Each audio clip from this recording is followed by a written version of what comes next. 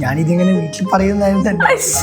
അറിയാം, ഒരു 3-4 ഭാഗത്ത് ക്യാമറ ഉണ്ടാവുന്നത്. ഇനി ജാറിയിട്ടിരുന്നാലും പറ്റില്ലല്ലോ. സ്കൂളിലൊക്കെ പഠിക്കുന്ന സമയത്ത് പ്രേമിച്ചാൽ മതിയായിരുന്നു. ഇന്നത്തെ കാലത്ത് പെണ്ണ് കിട്ടില്ല. ഇതെനിക്ക് വർക്കൗട്ടേ ആവാൻ പോണില്ല. അന്നൊരു ദിവസം എനിക്ക് കുറച്ച് വഴക്ക് കേട്ടു എന്ന് വേണേ പറയാം.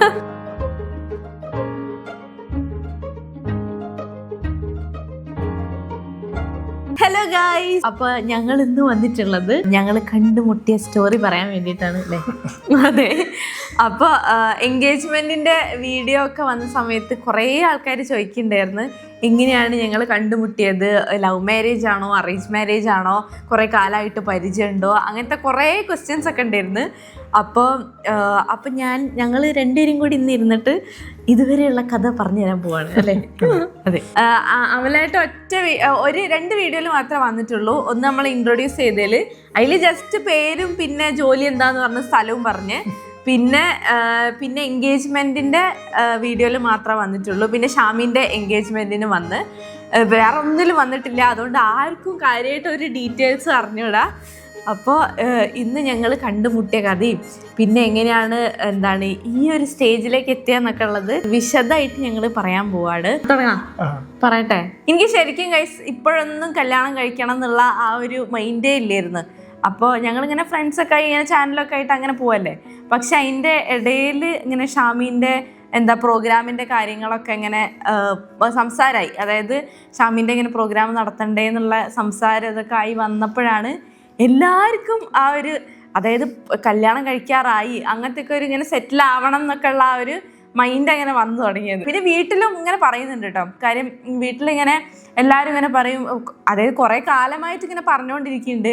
പക്ഷെ ഞാനിങ്ങനെ തള്ളിയിട്ട് ഇപ്പോൾ വേണ്ട എന്നുള്ള രീതിയിൽ അങ്ങനെ പോയിക്കൊണ്ടിരിക്കുക. അപ്പോൾ വീട്ടിലും ഇങ്ങനെ പറയുന്നുണ്ട് കല്യാണം നോക്കണം, ഏജായി വരല്ലേ, അങ്ങനെ നോക്കാന്നൊക്കെ ഉള്ള രീതിയിൽ അങ്ങനെ പറഞ്ഞുകൊണ്ടിരിക്കുകയാണ്. എല്ലാവർക്കും അങ്ങനെ തോന്നി ഒന്ന് സെറ്റിൽ ആവണം എന്നുള്ള ആ രീതിയിൽ. അപ്പോൾ എല്ലാവരും കൂടി ഇങ്ങനെ ഇന്ന് ഡിസ്കസ് ചെയ്യുകയാണ് എന്താണ് കാര്യം. എനിക്കങ്ങനെ റിലേഷൻഷിപ്പും കാര്യങ്ങളൊന്നുമില്ല. അപ്പോൾ ഏതാണ് എന്നൊക്കെ ഉള്ള രീതിയിൽ ഇങ്ങനെ ആലോചിച്ച് ഞങ്ങളെല്ലാവരും കൂടി ഇരുന്ന് സംസാരിക്കുമ്പോൾ ഇവരാണ് ചോദിച്ചത്.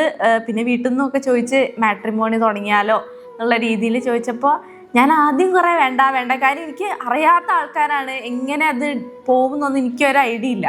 എനിക്കതിങ്ങനെ ചിന്തിക്കുന്ന സമയത്ത് എനിക്ക് തീരെ വർക്കൗട്ട് ആവില്ല എന്ന് തോന്നുന്നൊരു സംഭവമായിരുന്നു. മാട്രിമോണി ത്രൂ ഒരു ആലോചനയൊക്കെ വന്നു കഴിഞ്ഞാൽ എങ്ങനെ ആവും എന്നുള്ള ആ ഒരു ഡൗട്ട് ഉണ്ടായിരുന്നു എനിക്ക്. അപ്പോൾ അതുകൊണ്ട് ഞാൻ വേണ്ടെന്ന് പറഞ്ഞു. പിന്നെ കുറേ കഴിഞ്ഞിട്ട് നോക്കട്ടെ എന്നൊക്കെ പറഞ്ഞിട്ട് കുറച്ച് ദിവസം ഇങ്ങനെ ഭയങ്കരമായ ചിന്തകളിലൊക്കെ ഇരുന്നിട്ട് ഞാൻ ആലോചിച്ചിട്ട് എന്തായാലും ഒന്ന് തുടങ്ങി നോക്കാം, എന്താവും നോക്കാം എന്നുള്ള രീതിയിൽ തുടങ്ങിയെന്ന് വെച്ചിട്ട് കുഴപ്പമില്ലല്ലോ. അപ്പോൾ എന്താവും നോക്കാന്നുള്ള രീതിയിൽ അങ്ങനെ തുടങ്ങി കഴിഞ്ഞ് പിന്നെ ഇങ്ങനെ കുറച്ചിങ്ങനെ ഇൻട്രസ്റ്റും കാര്യങ്ങളൊക്കെ ഇങ്ങനെ വരുന്ന സമയത്ത് എനിക്ക് ഭയങ്കര ടെൻഷനാവുക. കാര്യം എനിക്കിങ്ങനെ ആൾക്കാർ അങ്ങനെ കാണുമ്പോൾ തന്നെ എനിക്കൊരു ഇങ്ങനെ കണക്ഷനൊന്നും അങ്ങനെ പെട്ടെന്നൊന്നും ഫീൽ ചെയ്യുന്നില്ല. അപ്പം എനിക്കൊരു ഭയങ്കര ഒരു ടെൻഷനായിരുന്നു, അത് ഏതാവും എന്നൊക്കെ ഉള്ള. ഇതിലെ മെയിൻ പ്രശ്നം എന്തായിരുന്നു വെച്ച് കഴിഞ്ഞാൽ എനിക്ക് അറേഞ്ച് മാരേജ് ഓക്കെ ആവുമോ എന്നുള്ളൊരു ഡൗട്ട് ഉണ്ടായിരുന്നു. കാര്യം എന്തായാലും ഒരു ഏജ് കഴിഞ്ഞ് നമുക്ക് അറിയാത്ത ഒരാളെടുത്ത് എങ്ങനെ എത്രത്തോളം വർക്കൗട്ട് ആവും എന്നൊക്കെ ഉള്ളൊരു സംശയം ഉണ്ടായിരുന്നു. അപ്പോൾ എനിക്ക് ഈ ഇൻട്രസ്റ്റ് ഒക്കെ ഇങ്ങനെ വരുന്ന സമയത്ത് അത് അക്സെപ്റ്റ് ചെയ്യണോ വേണ്ടേ, അവരോട് ഇനി അക്സെപ്റ്റ് ചെയ്ത് കഴിഞ്ഞാൽ എന്ത് സംസാരിക്കും, എന്ത് നോക്കിയിട്ട് അക്സെപ്റ്റ് ചെയ്യുക ഒന്നും എനിക്ക് മനസ്സിലാവണില്ല. അങ്ങനെ കുറേ കാലം അത് പ്രത്യേകിച്ച് ഒരു ഇതും ഇല്ലാതെ അങ്ങനെ കിടന്നു. കാര്യം കുറേ ആൾക്കാർ ഇങ്ങനെ വരും പോവും, മെസ്സേജസ് വരും. പിന്നെ മാട്രിമോണി ഇങ്ങനെ ഉപയോഗിച്ചിട്ട് പരിചയമൊന്നുമില്ലല്ലോ. അപ്പോൾ അതൊന്ന് എയിമായി വരാൻ തന്നെ കുറച്ച് സമയമെടുത്ത്. പിന്നെ അങ്ങനെ നോക്കുമ്പോൾ ഒന്നും എനിക്ക് അങ്ങനെ കണ്ടിട്ടൊരു സ്പാർക്ക് വേണമല്ലോ നമുക്ക്, ആ ഒരു സ്പാർക്കൊന്നും കിട്ടുന്നില്ല. അപ്പോൾ അങ്ങനെ കുറേ ഇങ്ങനെ നോക്കും, എന്തെങ്കിലുമൊക്കെ ആയിട്ട് എനിക്ക് അത്ര ഒന്നും ഓക്കെ ആവില്ല. അങ്ങനെ കുറച്ചധിക കാലം അങ്ങനെ പോയി. വീട്ടിൽ നിന്നും ചോദിക്കും, ഇവരും ചോദിക്കും എന്തെങ്കിലും ആയോ, ആരെങ്കിലും ഒക്കെ ഓക്കെ ആവുന്നുണ്ടോ. ഞാൻ പറയും ഞാനിങ്ങനെ നോക്കലൊന്നുമില്ല. അങ്ങനെ ഇവരും നോക്കും, ഏച്ചി നോക്കും, എല്ലാവരും ഇങ്ങനെ നോക്കും. പിന്നെ ഇവിടെ വരുന്ന സമയത്ത് ഇവർ ഇങ്ങനെ ഇരുന്നിട്ട് വന്ന ഉടനെ തന്നെ ഫോൺ എടുത്തിട്ട് മാട്രിമോണി ഇങ്ങനെ തപ്പിക്കൊണ്ടിരിക്കും, ആരെങ്കിലും ഉണ്ടോ, ഇങ്ങോട്ട് ഇൻട്രസ്റ്റ് വന്നതിൽ ആരെങ്കിലും ഒക്കെ ഉണ്ടോ, നല്ലതായിട്ടുണ്ടോ എന്നൊക്കെ പറഞ്ഞിട്ട് നോക്കിയിട്ട് ഇവരിങ്ങനെ നോക്കുന്നതിൻ്റെ കൂട്ടത്തിൽ പിന്നെ അങ്ങോട്ട് അയക്കട്ടെ എന്ന് ചോദിക്കും, ഒന്ന് സംസാരിച്ച് നോക്കിയാലോ എന്ന് ചോദിക്കും. അങ്ങനെ എല്ലാവരും കൂടി അങ്ങനെ ഇതാക്കും. പക്ഷെ ഞാൻ പറയും ഇപ്പോൾ വേണ്ട കുറച്ച് കഴിയട്ടെ നോക്കാം, അപ്പോൾ അത്ര സമയമായിട്ടില്ല, ഇനിയും സമയമുണ്ട് എന്നൊക്കെ ഉള്ളൊരു ധാരണയിൽ അങ്ങനെ ഇപ്പോൾ വേണ്ട, എനിക്കൊരു സ്പാർക്ക് കിട്ടുന്നില്ല എന്നൊക്കെ ഞാൻ അവരോട് ഇങ്ങനെ പറയും. അങ്ങനെ കുറേ കാലം പോയി. പിന്നെ കുറച്ച് കാലം കഴിഞ്ഞപ്പോൾ ഞാൻ ഒരാളോട് സംസാരിച്ച് അത് വർക്കൗട്ടായില്ല. അതായത് ഫസ്റ്റ് സംസാരിച്ചപ്പോൾ ഒക്കെ വലിയ കുഴപ്പമൊന്നുമില്ലായിരുന്നു, പക്ഷെ പിന്നെ അത് അത്ര ഓക്കെ ആയില്ല. അപ്പോൾ അതുകൊണ്ട് അത് അങ്ങനെ പോയി. അതന്നെ ഞാൻ 6 മാസത്തിൽ മാട്രിമോണി തുടങ്ങിയിട്ട് അത്രയും സമയം കഴിഞ്ഞിട്ടാണ് ഒരാളോട് സംസാരിക്കുന്നത്. പക്ഷെ സംസാരിച്ചിട്ട് അയാളത് വർക്കൗട്ടായില്ല, പോയി എന്ന് ആ ഒരു സമയം, അങ്ങനത്തെ ഒരു സിറ്റുവേഷൻ ആയപ്പോൾ എനിക്ക് തോന്നി ഇതെനിക്ക് വർക്കൗട്ടേ ആവാൻ പോകില്ല. കാര്യം എനിക്ക് അറേഞ്ച് മാരേജ് വർക്കൗട്ട് ആവില്ല. ഇനിയിപ്പോൾ ഞാൻ ഏതെങ്കിലും ഇപ്പോൾ ഈ നമ്മളിങ്ങനെ പറയില്ലേ സ്കൂളിലൊക്കെ പഠിക്കുന്ന സമയത്ത് പ്രേമിച്ചാൽ മതിയായിരുന്നു, കോളേജിലൊക്കെ അതേപോലത്തെ ഒരു തോന്നലായിരുന്നു എനിക്ക്. അതായത് ഇങ്ങനെ ഒരു കാര്യമായിട്ട് നമുക്ക് സോൾമേറ്റ് ആയിട്ട് ഫീൽ ചെയ്യുന്ന ഒരാൾ വരണമെങ്കിൽ അതായിരുന്നു നല്ലതെന്നൊക്കെ എനിക്ക് തോന്നി. പക്ഷെ അത്ര പോലെ എനിക്ക് വർക്കൗട്ട് ആവുന്നുണ്ടായിരുന്നില്ല.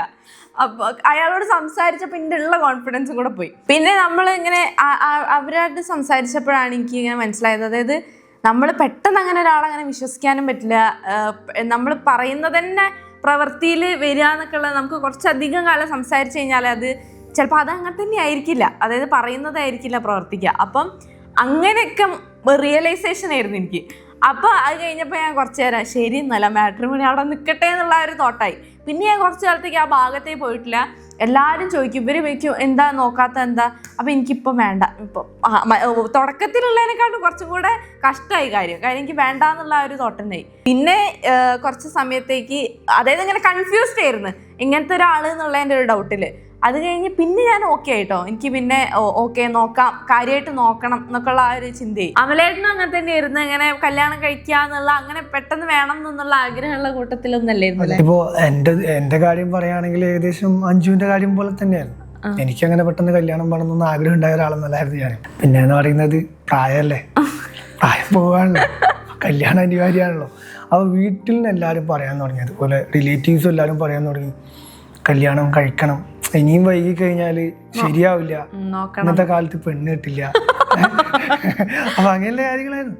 പക്ഷെ ഞാൻ ആദ്യം ഇവർ പറയുന്നതൊന്നും കേൾക്കാറേ ഉണ്ടായിരുന്നില്ല. അമ്മയും അനിയനും കൂടി മാട്രിമോണി സ്റ്റാർട്ട് ചെയ്തു. 1-2 മാട്രിമോണീസായിട്ട് അക്കൗണ്ട് സ്റ്റാർട്ട് ചെയ്തിട്ടുണ്ട്. ഞങ്ങളത് സെറ്റ് ആയത് ഷാദിയിലാണ് കേട്ടോ. മാട്രിമോണിയിൽ അവിടെ അക്കൗണ്ട് ആക്കിയെന്ന് വെച്ചാൽ ഞാനിതൊന്നും നോക്കാറുന്നില്ലായിരുന്നു. അത് ഇവരിപ്പോൾ എന്നോട് പറയും, നിന്റെ കല്യാണമല്ലേ, നീയല്ലേ നോക്കണ്ടേ. ഞാനതിൽ ഇൻട്രസ്റ്റ് കാണിച്ചിട്ടേ ഉണ്ടായിരുന്നില്ല.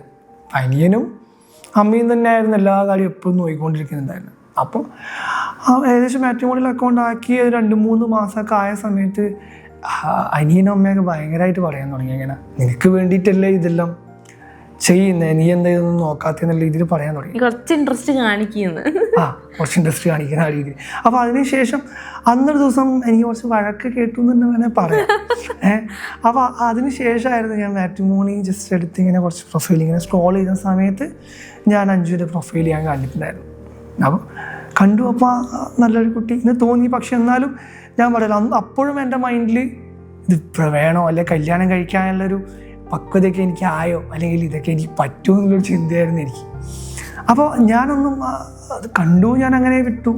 ഞാൻ അമ്മയോട്, അപ്പോൾ അമ്മ ചോദിച്ചു നീ നോക്കിയോ, നിനക്ക് പറ്റിയ ആരെങ്കിലും ഉണ്ടായിരുന്നല്ലോ ചോദിച്ച സമയത്ത് ഞാനിങ്ങനെ നോക്കി, ഞാനൊന്നും കണ്ടില്ല എന്ന് പറഞ്ഞിട്ട് അങ്ങനെ ഒഴിവാക്കണ്ടേ. ഇതിന്റെ ബാക്കി ഞാൻ പറഞ്ഞതിന് ശേഷം പറയട്ടെ, അപ്പോഴേ കണക്ഷൻ കിട്ടുള്ളൂ.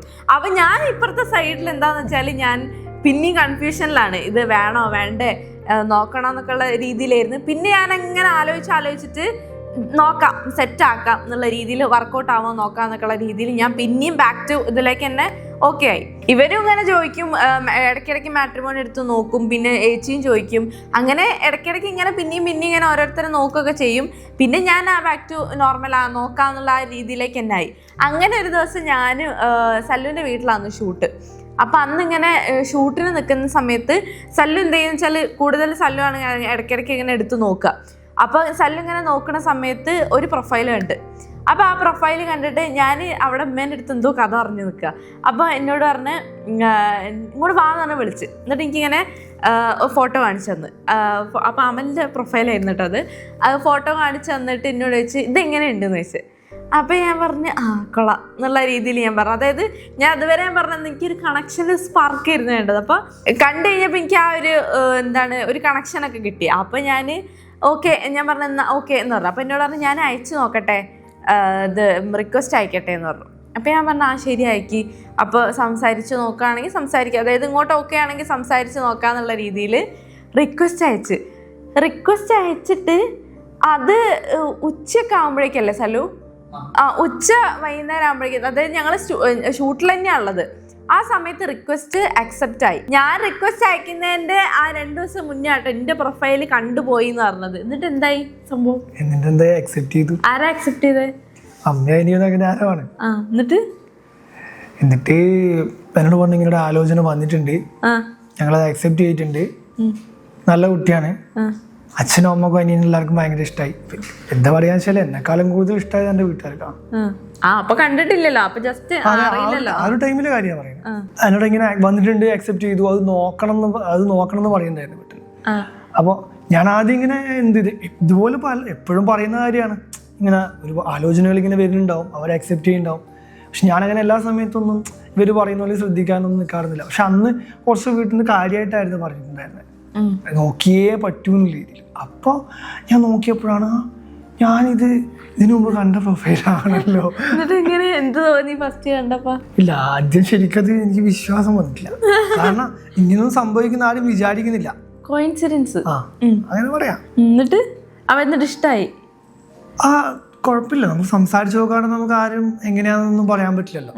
എന്നാൽ കാഴ്ചയിൽ ഓക്കെ ആയിരുന്നു, പ്രശ്നം. അതിനുശേഷം പ്രൊഫൈൽ നോക്കി, പിന്നെ വീട്ടിൽ നിന്ന് പറയാൻ തുടങ്ങി എങ്ങനെയാ പിന്നെ സംസാരിക്കേണ്ടത് നീയല്ലേ, മെസ്സേജ് അയച്ചു നോക്ക്, സംസാരിക്ക്.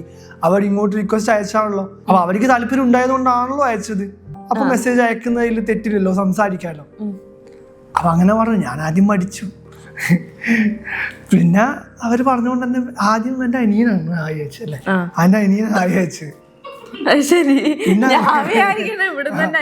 പിന്നെ അതിന് ശേഷം ഒന്ന് തുടങ്ങി കൊടുത്തതാന്ന് തോന്നില്ലേ? അപ്പൊ എനിക്ക് തിരിച്ചും കൂടെ ഹായ് വന്ന സമയത്ത് ഞാനിത് അവരോട് പറഞ്ഞ് ആ പ്രൊഫൈലിൽ നിന്ന് അങ്ങോട്ട് മെസ്സേജ് വന്നിട്ടുണ്ട് പറഞ്ഞിട്ട് ഞാൻ ഇങ്ങനെ കാണിച്ച്. അപ്പം എന്നിട്ട് പറഞ്ഞപ്പോ ആണ് അത് ചിലപ്പോ ഷൈന് വെച്ചതായിരിക്കില്ലേ? അത് ഷൈന് വെച്ചതാ. അത് കഴിഞ്ഞിട്ട് ഞാൻ അങ്ങനെ പറഞ്ഞു എന്റെ പേര് ഇതാണ്, ഞാൻ എന്റെ പ്രൊഫഷൻ ഇതാണ്, ചാനലിൽ ഒന്ന് പോയി നോക്കുക എന്ന് പറഞ്ഞിട്ട് ഞാൻ അങ്ങനെ മെസ്സേജ് അയച്ചിട്ട്, അതായത് നമ്മൾ ഇങ്ങനത്തെ ഒരു ഫീൽഡിലാന്നുള്ളത് മനസ്സിലായിട്ട് അങ്ങനെ അതിൽ എന്നെ കാണാനും പറ്റുമല്ലോ. അപ്പൊ ഞാൻ അതിന്റെ ഒരു ഇതിൽ ഞാൻ പറഞ്ഞു പോയി നോക്കുക എന്ന് പറഞ്ഞിട്ട് ഞാൻ അങ്ങനെ മെസ്സേജ് അയച്ചിട്ട് അത് കഴിഞ്ഞിട്ട് എന്താ സംഭവിച്ചത്? എന്നിട്ട് എന്താ ഉണ്ടായി? ഞാൻ മെസ്സേജ് വന്നു, അതിന് ശേഷം ഞാൻ പോയി യൂട്യൂബിൽ സെർച്ച് ചെയ്ത് നോക്കി. ആ സമയത്ത് 1.5 മില്യൺ സബ്സ്ക്രൈബേഴ്സ് ഉണ്ടായിരുന്നു. അപ്പൊ ഞാൻ വിചാരിച്ചു ഞാൻ ഇത്രയും ഫേമസ് ആയിട്ടുള്ള ഒരാളാണ് സംസാരിക്കുന്നത്. അപ്പോ പിന്നെ അതിനുശേഷം അപ്പൊ എനിക്കിങ്ങോട്ട് വന്ന മെസ്സേജ് എന്താ വെച്ചാല് എന്താണ് അടിപൊളി, ഞാൻ കണ്ടിട്ട് ഭയങ്കര അടിപൊളി ചാനൽ, ഭയങ്കര ക്രിയേറ്റീവ്, അങ്ങനെ ഭയങ്കര ഇഷ്ടമായി. എന്താണ് ഞാൻ എന്താ ആദ്യമായിട്ട് എന്ന് നിങ്ങളെ ഫ്രണ്ട്ഷിപ്പ് നിലനിൽക്കട്ടെ എന്നൊക്കെ പറഞ്ഞിട്ട്, അതായത് ഇതിപ്പം പറച്ചിൽ കേട്ട് കഴിഞ്ഞാൽ ഇതിപ്പോ ഓക്കെ അല്ലെങ്കിലും സംഭവം നിങ്ങൾ അടിപൊളിയാണ് എന്നുള്ള രീതിയിലൊക്കെ എന്നോട് പറഞ്ഞു കേട്ടോ. അല്ല, നമുക്ക് അറിയില്ലല്ലോ ഇതിപ്പോ സംസാരിക്കുന്നു വർക്കൗട്ട് ആവോ ഇല്ല എന്നുള്ളത് അറിയില്ലല്ലോ. അങ്ങനെ എന്നിട്ട് പിന്നെ വീട്ടിൽ പോയിട്ട് ഞാൻ വീട്ടിൽ എല്ലാവർക്കും കാണിച്ചു കൊടുത്ത്, ഇങ്ങനെ പ്രൊഫൈല് കാണിച്ചു കൊടുത്ത്. അപ്പോൾ എന്നോടൊന്ന് സംസാരിച്ച് നോക്ക് എന്താ നോക്കിയിട്ട് എന്നുള്ളത് പറഞ്ഞ്, അങ്ങനെ എന്നിട്ട് ഞങ്ങൾ പിന്നെ സംസാരിച്ച് മാട്രിമോണിയിൽ തന്നെ കുറച്ച് സംസാരിച്ച്. അപ്പോൾ എനിക്ക് തോന്നി ഓക്കെ ആണ്, സംസാരിച്ച് നോക്കാം. അതായത് വീട്ടിലൊക്കെ ഇങ്ങനെ കാണിച്ചപ്പോൾ ഒരു പറഞ്ഞ് സംസാരിച്ച് നോക്ക് എന്താ നോക്കാന്നൊക്കെ പറഞ്ഞിട്ട്, അപ്പം ഞാൻ സംസാരിച്ച് അത് കഴിഞ്ഞിട്ട് അങ്ങനെ നമ്പർ ഷെയർ ചെയ്തിട്ട് സംസാരിച്ച് നോക്കിയപ്പോൾ നമുക്ക് ഭയങ്കര എന്താ പറയുക കണക്ട് ചെയ്യാൻ പറ്റുന്ന ഒരാളായിട്ട് ആ സ്പാർക്ക് കിട്ടിയ പോലെ എനിക്ക് തോന്നിട്ടോ. അപ്പോൾ അതേ തുടക്കത്തിൽ ഇങ്ങനെ ഇങ്ങനെ ഓരോന്നിങ്ങനെ സംസാരിച്ച് വരുമ്പോൾ ഓരോരോ കാര്യങ്ങൾ ഞാൻ ഈ മനസ്സറിയാൻ വേണ്ടിയിട്ട് ഓരോരോ ചോദ്യങ്ങളൊക്കെ കൂടെ എറിയും. അപ്പം അതിനനുസരിച്ച് ഉത്തരങ്ങളൊക്കെ ഇങ്ങോട്ട് വരുന്നത് എങ്ങനെയാന്ന് നോക്കിയിട്ട് നമുക്ക് പറ്റിയതാണോ അല്ലേന്നൊക്കെ അറിയാലോ. അപ്പം അതുപോലെ കുറേ ചോദ്യങ്ങൾ വെച്ചില്ലേ, ചോദ്യശരങ്ങളായിരുന്നു. അപ്പോൾ അങ്ങനെ കുറേ ഒരു 2 ദിവസം ആയപ്പോഴത്തേക്ക് തന്നെ നല്ല ഫ്രണ്ട്സ് പോലെ ആയിട്ട് ഞങ്ങൾ, അതായത് അങ്ങോട്ടും ഇങ്ങോട്ടും നല്ല കമ്പനിയായി വർത്താനം പറയുന്നത്. അപ്പോഴാണ് ഞാൻ ഈ പറഞ്ഞ അമൽ ഡേവിസേന്ന് ഞാൻ വിളിക്കൽ. അതായത് അപ്പം തന്നെ അങ്ങനെ സംസാരിക്കുന്ന സമയത്ത് അമൽ ഡേവിസേ എന്നൊക്കെ വിളിച്ചിട്ട് ഞാൻ സംസാരിക്കുക. അപ്പോൾ അമൽ ഡേവിസിന് വലിയ കുഴപ്പമൊന്നുമില്ല, അതേപോലെ നല്ല ഫ്രണ്ട്ലി ആയിട്ട് ഞാൻ സംസാരിക്കുക. എന്താ ശരിക്കും തോന്നി എന്നോട് സംസാരിച്ചപ്പോൾ? ഞാൻ പറഞ്ഞ സംസാരിക്കാൻ എനിക്ക് പൊതുവേ ഇഷ്ടമാണ്. അപ്പോൾ ഞാൻ ആ സമയത്ത് എനിക്ക് നല്ല ഫ്രണ്ടിനെ കിട്ടി ഞാൻ വിചാരിച്ചു. അതായത് സംഭവം അറിയില്ലെങ്കിലും നമുക്ക് അറ്റ്ലീസ്റ്റ് ഒരു ഫ്രണ്ട്സ് എങ്കിലും ആവാന്നുള്ള ഒരു മൈൻഡ് സെറ്റ് ആ ഒരു സമയത്ത്. അങ്ങനത്തെ ഒരു നല്ലൊരു ഫ്രണ്ട്ലി വൈബായിരുന്നു. അത് കഴിഞ്ഞ് ഞങ്ങളങ്ങനെ കുറച്ചധികം സംസാരിച്ച്, പിന്നെ നമ്മൾ സീരിയസ് ആയിട്ടുള്ളതും പറയും, അതായത് കാര്യമായിട്ടുള്ള കാര്യങ്ങൾ സംസാരിക്കും, അല്ലാതെ അപ്പം മൊത്തത്തിൽ ആ ഒരു വൈബ് അങ്ങനെ സെറ്റായി വന്നപ്പോൾ ഞാൻ വിചാരിച്ചു ഓക്കെ കുഴപ്പമില്ല, സ്പാർക്ക് ഉണ്ട് എന്നൊക്കെയുള്ള രീതിയിൽ എനിക്ക് തോന്നി. അതുപോലെ തന്നെ അമലേട്ടന് തോന്നിയില്ലേ? എനിക്ക് ഓക്കെ ആയിരുന്നു, പ്രശ്നമൊന്നുമില്ല.